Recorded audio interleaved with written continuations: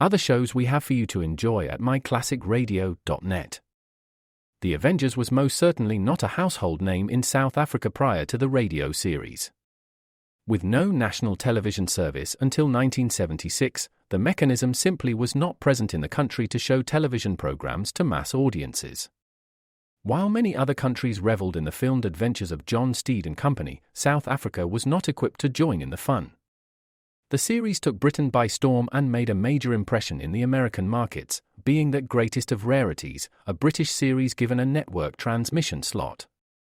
However, as a filmed series, rather than a videotaped one, The Avengers was able to gain a modicum of exposure in South Africa through film rentals. Come and listen at myclassicradio.net. They say you have 3 names. The one you inherit from your family, the one your parents gave you, and the one you make for yourself. So create the brand of you. Find the job you've always dreamed of and make it yours by going to Irish Jobs, Ireland's online recruitment platform. Take control of your career. Visit irishjobs.ie and move up to the next level you. Irish Jobs. Make a name for yourself.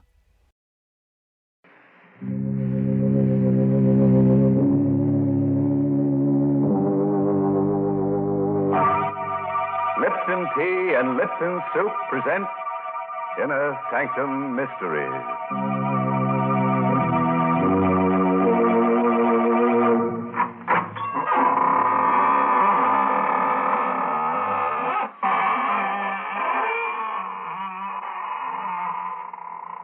Good evening, friends of the Inner Sanctum. This is your host, welcoming you in through the squeaking door. Come in, see my latest collection of corpses. I've dug up some very interesting pieces, but of course I had to pay a stiff price. This petrified man, for instance, he's over 100 years old. They found him in a forest. That's right, aged in the woods. My goodness, do you expect folks to believe nonsense like that? Oh, but it's true, Mary. Look over here at this artist model. The last time she posed for a sketch, she was drawn and quartered. The artist wanted to paint her with her head in her hands, but he didn't have the nerve to axe her. So he sawed her in half. What an imagination you have. You don't believe me. All right. I'm not going to show you my corpse collection anymore.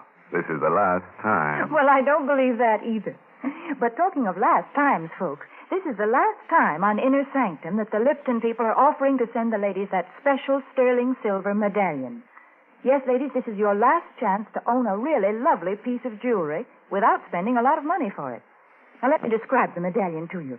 It's made of solid sterling silver. It's about 1 inch in diameter. Yes, and it's decorated with the Chinese symbol for good luck. You can wear the medallion as a necklace or a choker. You see, it's hung on a narrow black rayon satin ribbon. Or, if you wish, you can simply add it to your charm bracelet. And here's how you get this handsome medallion. Listen, just send 25 cents and the box top from a package of Lipton's, the tea with the brisk flavor, to Lipton Tea, Box 92. That's Box 92, New York City. All right, friend. Better write that address down on a dry piece of paper. Why do I say dry? Because everything will be wet by the time we're through here. Wet with gore. Tonight's story is called Dead Man's Debt. It's an original radio play by Robert Newman. And our star tonight is Joseph Julian, who plays the role of Danny. The corner cell in the courthouse jail. Stone walls, stone floor, and a hard cot. Lying on the cot, huddled under the blanket, is Danny Gorman. His eyes are closed and his breathing is regular. But even he is not sure whether he's asleep or awake. For he's listening to a voice. A voice he's heard quite often during the past few weeks. And a voice he shouldn't be able to hear. A voice of a dead man. Are you sleeping, Danny? Don't. It's a waste of time. A real waste. You'll be sleeping for a long, long time very soon. When you're dead like I am. No. Yes, Danny. Did you think you were going to get away with it? You won't. You'll pay. And soon. No, I said no. Shut up, will you? What's the trouble in here? What are you making all that racket for? What? Better pull yourself together and get moving. Waiting for you downstairs, court's in session. All right, don't rush me. I'm coming. I'm not rushing you. Sure glad to be rid of you. Glad you won't be coming back here again. What? What do you mean? They'll wind up your case this morning. Hand down a verdict before lunch. 2 to 1, they do it without leaving the jury box. And 10 to 1, it's guilty.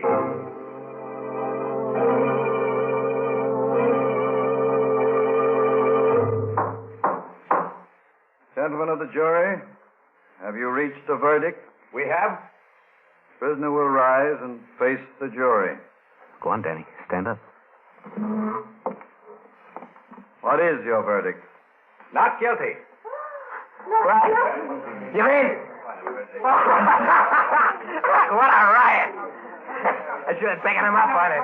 10 to 1 he wanted to give me that you were going to send me up. But I knew it. I knew you would. Order, Mr. Russell. You quiet your client? I apologize, Your Honor, but as you can imagine, he's been under considerable strain. Take it easy, Danny. Danny. Oh, Danny. Oh, Gail, hiya, baby. I knew it too, Danny. I knew they'd let you go. They had to.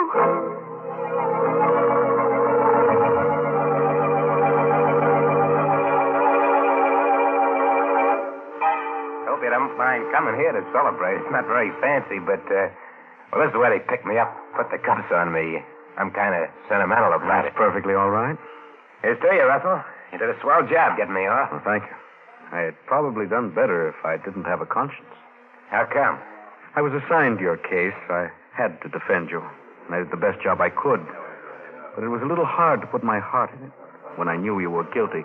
Not of the murder you were charged with, but another one. What? Is that supposed to be funny, Mr. Russell? It's not, Gail. Danny was charged with the murder of Carson, a well-known jeweler, whose body was found a few miles from his country house. Danny was seen in the vicinity in the company of Stack Allen, a man with a long criminal record.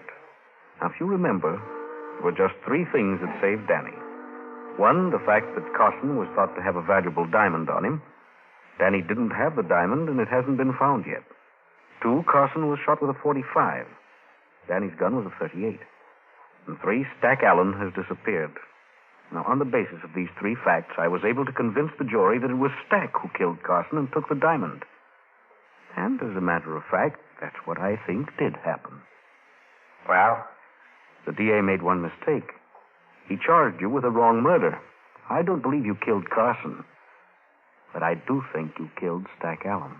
That's ridiculous. Danny, tell him it's not true. Tell him. Shut up. What are you going to do about it? Nothing. I'm not a policeman. I'm an attorney. You're lying. No. You see, basically, I have great respect for the law. I believe that even though it sometimes makes mistakes, it generally corrects them. I think it'll catch up with you. In the meantime, well, that's the matter of my services. Since I saved your life, I figure you owe me a good deal. Don't worry about that. I'll pay you. Yes? How? Never mind that. I said I'd pay you. You don't have the money now. I know that. If you wanted me to, I could probably help you. I don't want any help from you or anyone else. I said I'd pay you, and I will. Come on, Gail. Let's get out of here.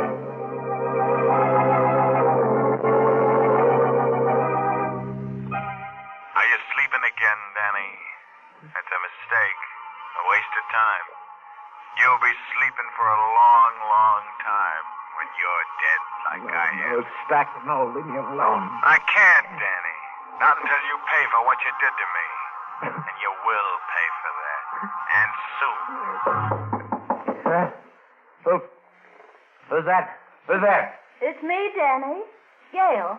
Oh. Okay, just a second. Hello, Danny. Hi. Starting to get a little worried about you. Are you all right? Sure, I'm all right. What is there to worry about?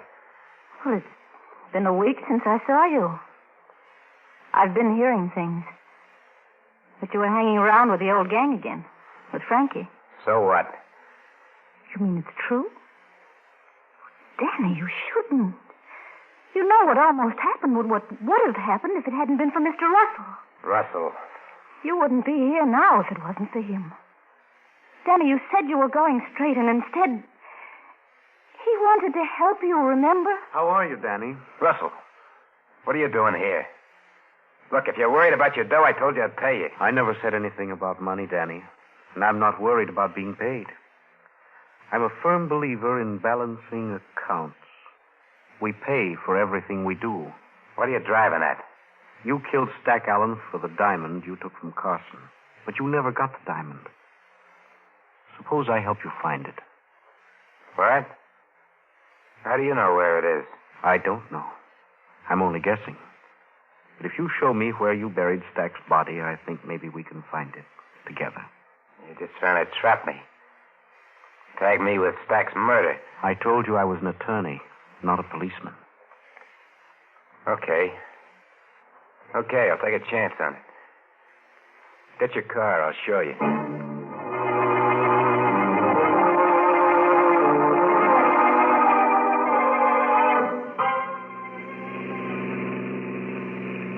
So easy now. Turn off there to the left. Into the woods? Yeah. Just a little further. All right, go slow. Okay, now stop. I think you'd better stay here, Gail. It's not going to be very pleasant. No, it's all right. I'll come. Just as you like. Now, tell me again just how it happened, Danny. Well, we drove down here after we knocked Carson off to decide just what we're going to do. I had a feeling Stack was going to plug me so he wouldn't have to split with me, and I decided to beat him to it. He went over there. He sat down on that log. And he was playing with his ear the way he used to, pulling on it. I let him have it. I searched him, but I couldn't find the diamond. What did you do with the body? I dug a deep hole right there. I dumped him in it, and I piled wood on it, and then built a fire. And after it burned down, I covered it up. Okay. Let's get the shovels out of the car and start digging.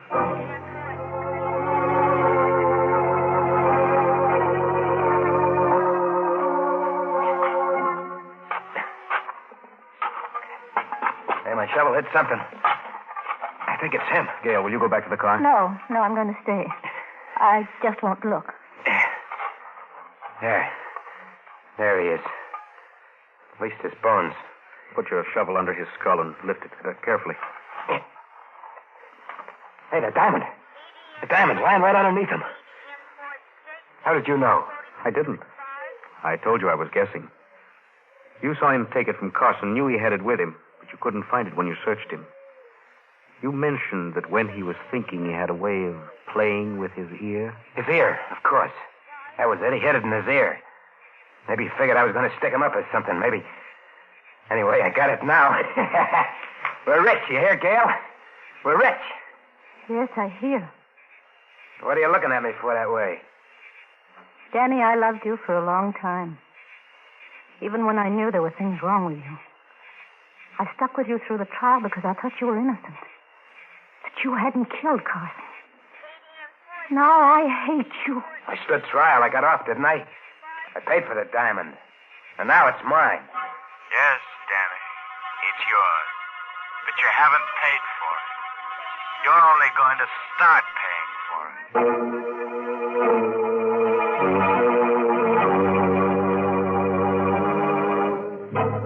There's our friend Mr. Bones again. You know, I don't mind his talking from the grave, but I wish he'd stop heckling Danny and not sound so much like a bill collector. After all, he didn't do so badly. He not only got buried, he got cremated, too. Yes, he paid the penalty for his crime. Yeah. But what right has he got to be so moral after he's dead? And so vain, too. Wearing a diamond in his ear. Next thing you know, we'll see a skeleton walking around wearing a Lipton sterling silver medallion.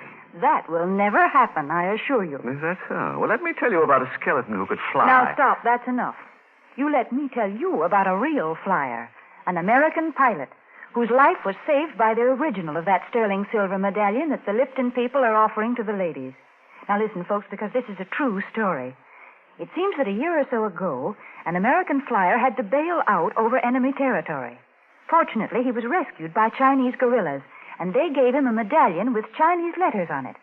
They said that this medallion would bring him safely through the lines. Well, he did get through, and only then did he learn that the letters meant good luck in Chinese. Now, there's a story to tell your friends when they're admiring your sterling silver medallion on its narrow black rayon satin ribbon. And to get this Chinese good luck charm, just like the one the flyer carried, all you have to do is send 25 cents and the box top from a package of Lipton's, the tea with the brisk flavor, to Lipton Tea, Box 92. That's Box 92, New York City. And now, friends, back to the story of Danny Gorman, who was tried for the wrong murder and who's found, so far at least, that crime does pay, and very nicely, too. It's about an hour later now, and a car with 3 very silent people in it has just reached the outskirts of the town.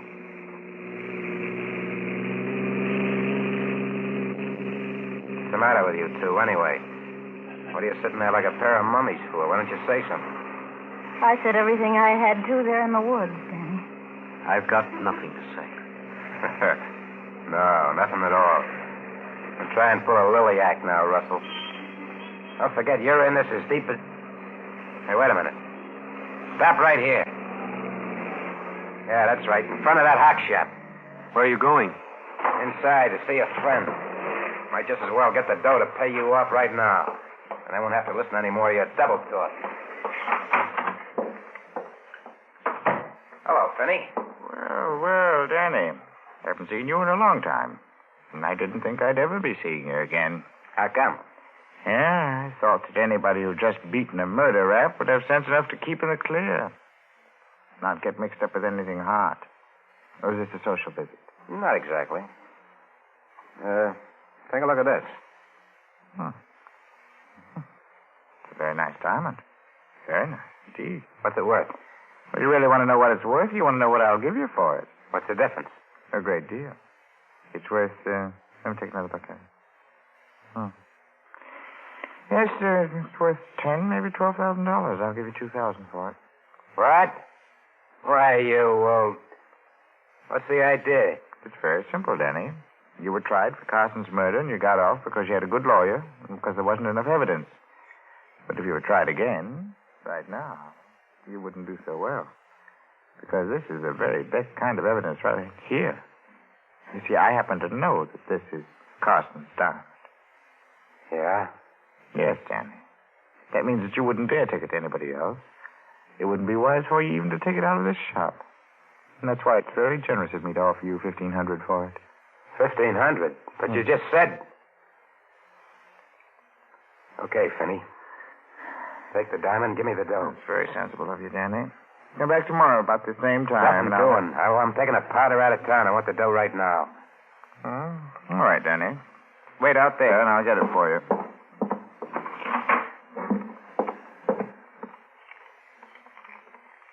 $7, 21, 4, and there we are.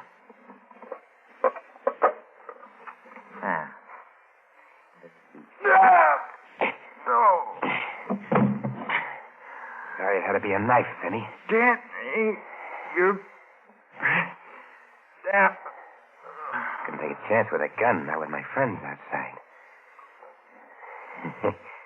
Shouldn't have driven such a hard bargain.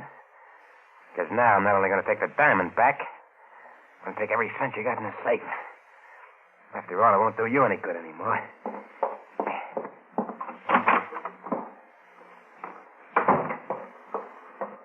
All right? Yeah, let's get going. You seem quite pleased with yourself. Why shouldn't I be? Get rid of the diamond, and I finally got my hands on some real dough. I can pay you off now. What do I owe you? I told you, Danny. A great deal. Your life. Okay, don't build it up. What do you want in cash? I never said anything about money, Danny. There is something I want. When the right time comes, I think I'll get it.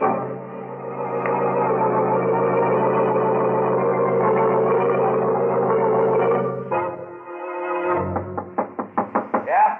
Who is it? Me, Danny. Frankie. Oh, just a second. Hiya, Frankie. Fine. A little worried about how you were. Me? How come? That little job last night. Said you wanted to get in on it, and you never showed up.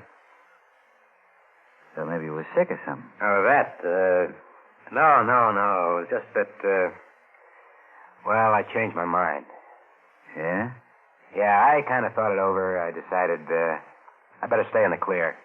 Go straight from now on. That's smart, Danny. Real smart. Yeah, I think so. How'd it go? Smooth as silk. We ended up with stuff worth, 3 or 4 G's anyway. Yeah, swell. Yeah. It's only after it was all over that we ran into something kind of funny. What was that? Well, the stuff was kind of hot, and we thought we ought to unload right away, so we went down to Finney's. You know, the fence. Yeah. We got there, it didn't seem like there was anyone around. I took a gander in the back room, and you won't believe this, but the safe was open. Cleaned out. There was Finney, dead. What? Well, you have any idea who did it? I don't know. Been knifed. Whoever got him left in such a hurry they forgot to take the knife with them. I got it right here. Well, let's see it. No, don't touch it, Danny. You might get your fingerprints on it, and that'd be bad. I said don't touch it. Don't try any monkey tricks or I'll bash you for keeps. So you were going straight, eh? You mealy-mouthed double-crosser. Where's the diamond? What are you talking about? Don't give me that. Think I know your knife when I say it? There's only one reason you'd go to see Finney. Cash in on that diamond you and Stack took from Carson. Well, I want it. Okay. Okay, Frankie, you can have it. I've been having nothing but tough luck ever since I first laid eyes on it. It's over there in my bureau, hidden under my socks. I'll get it for you. You're starting to show some sense. Yeah, I think so. More sense than to let you leave here knowing what you know. Now, get my friend the lawyer down here. Everything will be hunky-dory.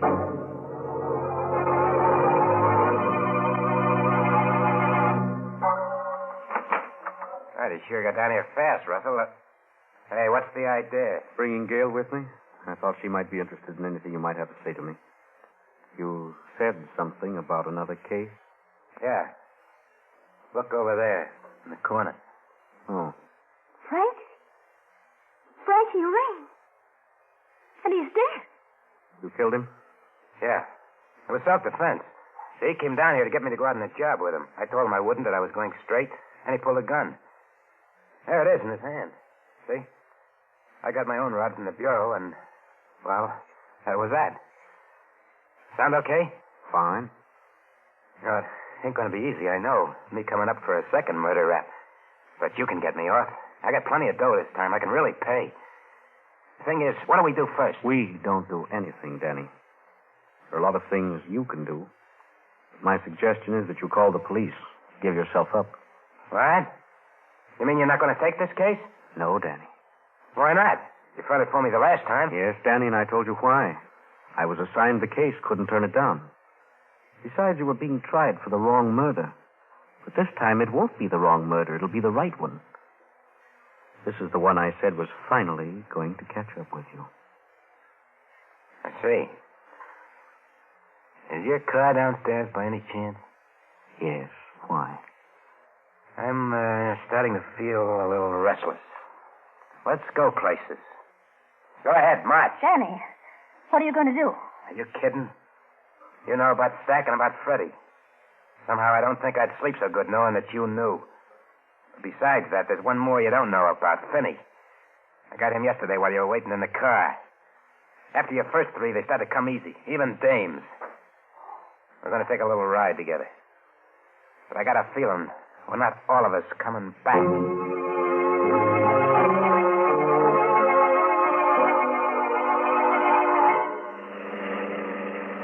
Keep driving till I tell you to stop. Right. You're taking this awful quiet, the two of you. Maybe you don't think I'm going to go through with it. Oh, I think you intend to, all right. Whether you will or not is another story. so is the reason I'm taking it this way. Maybe this is as good a time as any to tell you a few things. Why I took your case in the first place. Well? It was because of Carson. He was my father's best friend. Kind of a second father. It's he who put me through law school. When he was murdered, I made up my mind to get to the bottom of it, find out who killed him. I didn't think it was you, and it wasn't.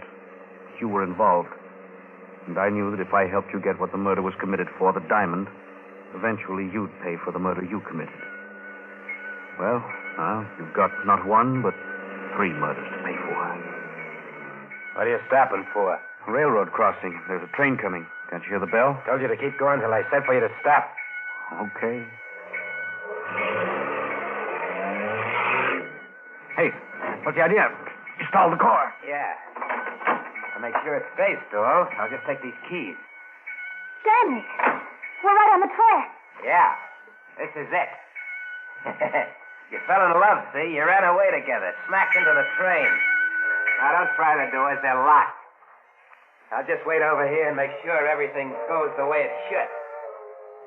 Well, Gail? Somehow I'm not frightened. And I don't care. Hey, my foot! My foot! It's caught in the train! Hey, it's not coming down your track. It's coming down this one! Hey, Russell! Get help me! Help!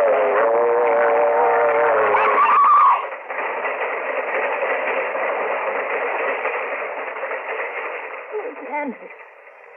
Yes. He was on the wrong track. Then he'd been on the wrong track for a long time. John, what was it you said before about why you took the case? Was it true? Yes. You always talked about payment, about something you wanted. I wanted justice. And I also wanted something else. Someone Danny had it first and then lost. Someone he didn't deserve. John. Yes, Jess. That's right. You.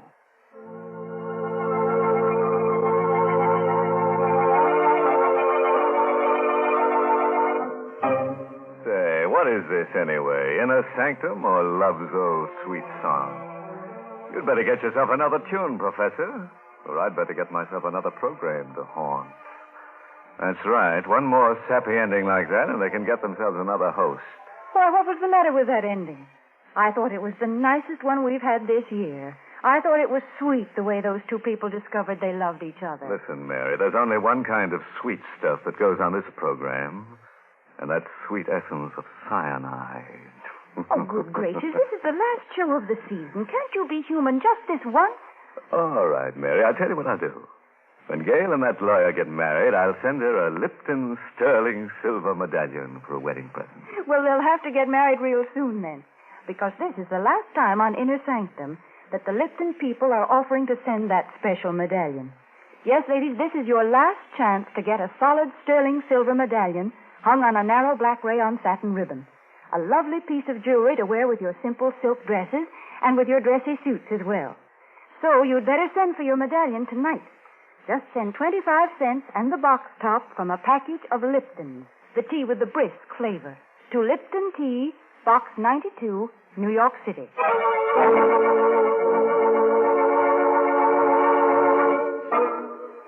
And now, a word of advice, friends. Don't let tonight's story, all this business about dead men's deaths, prey on your mind too much.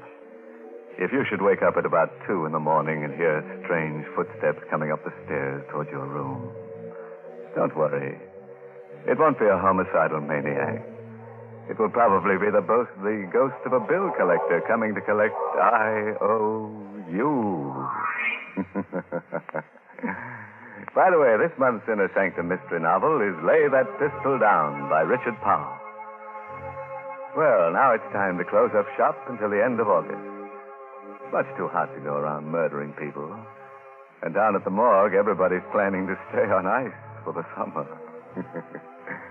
So we'll be back to haunt you on Tuesday, August 28th, with more Inner Sanctum stories directed by Hyman Brown. Better have that date tattooed on your chest. Tuesday, August 28th. Until then, remember to serve Lipton, the tea with a brisk flavor, iced as your summertime beverage. And be sure to serve Lipton's noodle soup as the one hot dish with a cold meal. And now it's time to close the squeaking door. So, good night. Pleasant dreams.